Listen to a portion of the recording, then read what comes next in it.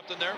Well, Rick, they're about to push that car behind the wall and getting a report that gear oil was leaking out of the right rear, a huge puddle. And remember, last week at the Charlotte Roval, a similar situation where they were leaking oil. They did not get to make a qualifying lap. And in fact, they will not get a pit stall selection. They will be assigned a pit stall because of that issue last week. So we'll have to follow up, see what John Hunter thinks about what is not a great start to the round of 8 in the playoffs for him.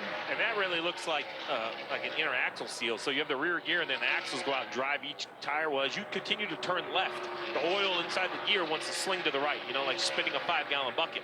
And there are seals that the axles ride through. And they're very important because if the seal tears, the oil goes into the right rear hub, which is supposed to have grease, not oil. Right. And that's why I think, because there's no real oil in the right rear area of the car, it has to be something going over that way. So this is going to be a lengthy repair.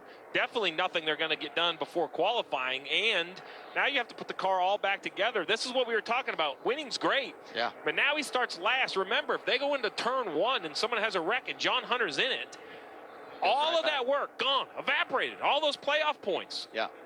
It'll be great to hear Kim get his words, but I think we probably know what he's thinking about right now as a driver. The other leadership, though, this is little, but just pushing the car, like he's not pointing or yelling at his guys, like, all right, we're going to rally the troops here. And this also affects next week. So you think about it, you've only got 3 races. He's not going to be able to qualify here. Now his pit selection for next week, he's going to probably pick last. So that's going to affect 2 races by what's happening here, Kim.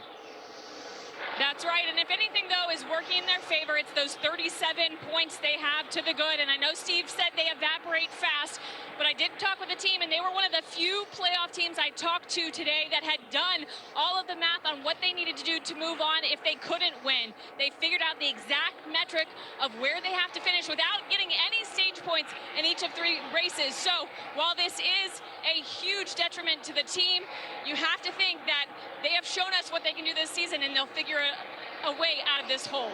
Well, if they don't have any issues, they'll recover. They were top of the board on 10-lap average and 15-lap average, so a lot of